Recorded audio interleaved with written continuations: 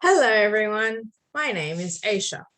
Today, the aim of the presentation is to discuss about depression, challenges, nurses intervention, a current Australian service, and treatment. What is depression? Depression is a serious disease affecting many people nowadays. It affects in a negative way how people feel, think, and act. People living with depression is estimated to be 4.4% of the population of the world. In Australia, 2.1 million people, or 9.3%, suffer from depression. It can have a serious impact on one's life, especially at work. There are various factors affecting the mental health and behaviors, as there is a relationship between the social, psychological, economical, and environmental factors. And those have a deep consequence on how one feels, thinks, behave with other people.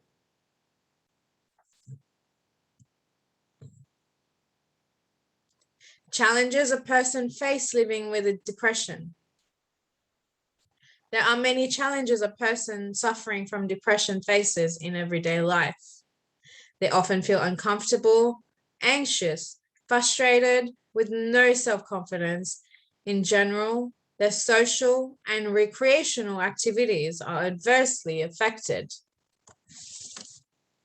Depression affects the brain physically. It can cause inflammation and even shrink, thus damaging the central control of the nervous system.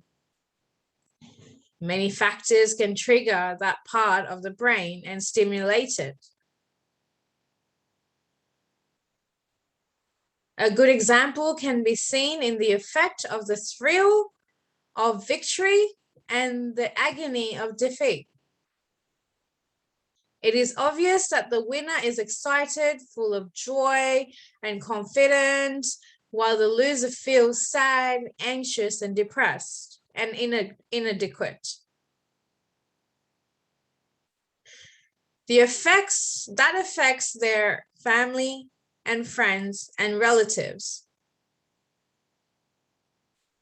If the emotions take control, one cannot think logically and may act oddly. In that case, if the winner deals with empathy to the loser, the effect can be reversible.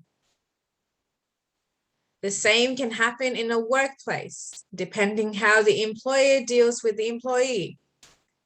It is not legal for an employer to ask about the mental health of its candidates. There is a stigma against the people suffering from depression that are not able to perform work properly, which is very hurtful for the people concerned. However, no study has proven that depression makes one less resilient. On the contrary, it can increase it. There is a new occurrence in the workplace known as mobbing, meaning bullying a person by group. It affects the person psychologically, physically, and thus making them weaker and succumbing under the stress, and the person who are depressed fall easily as a victim, thus leading them towards suicide. Recent studies have shown that genes play an important role in depression.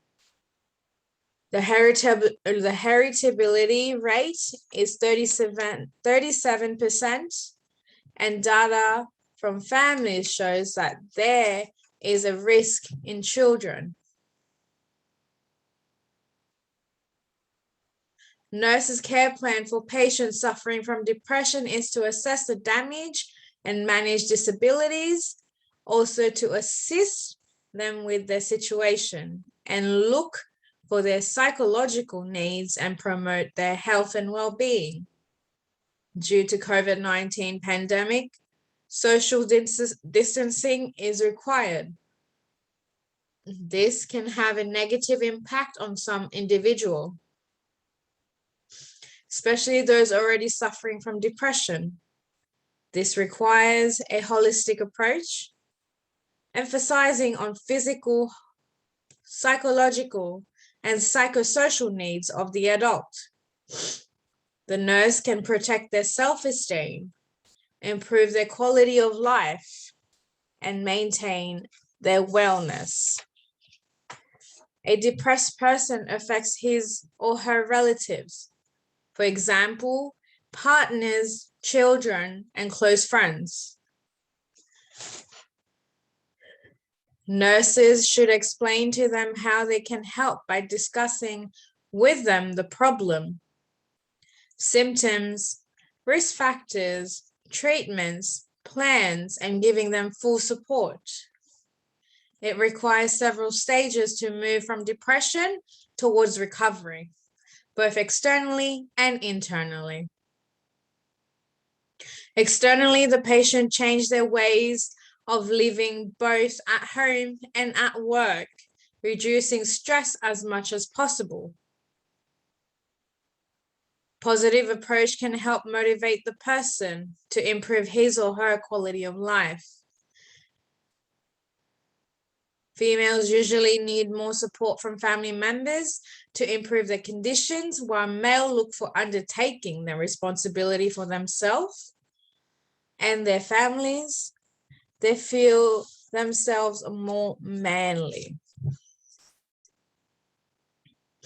By means of caring communication, the nurse can help them to express their thoughts and needs, so thereby helping them to cope with their disability and suffering. Studies have shown that to help them recover, they need help until they can manage by themselves, such as to pay bills and look after family affairs. The nurses can help to set boundaries, as some patients want it in their workplaces. One current Australian service designed to improve care and reduce the impact of depression is Beyond Blue.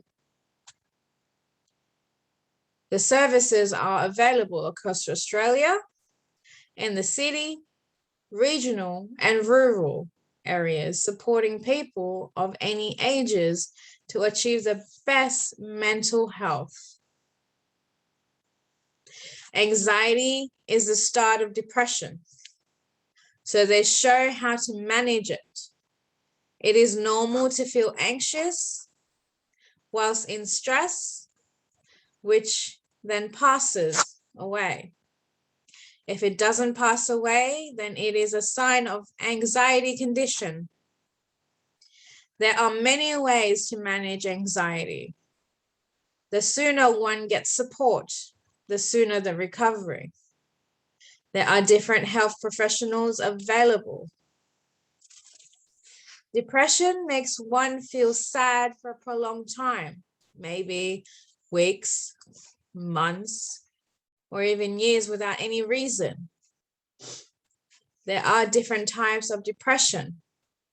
It can be minor, moderate, or severe.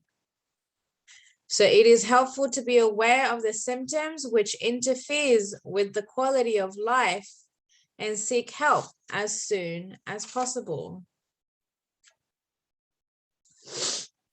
In psychotic depression, people hallucinate, seeing and hearing things that do not exist.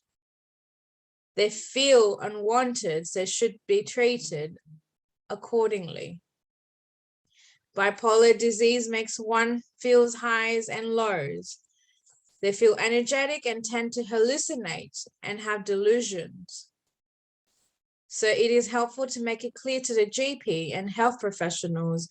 Sometimes people may feel suicidal or want to commit suicide. So it is an emergency. So please call 000 and get support. Fortunately, depression is treatable and effective treatments are available. The sooner, the better. It is very important that people discard negativity and adopt positivity. With a strong willpower, they can conquer the illnesses, as quoted by the Hippocrates. The natural healing force within each of us is the greatest force in getting well. Thank you very much.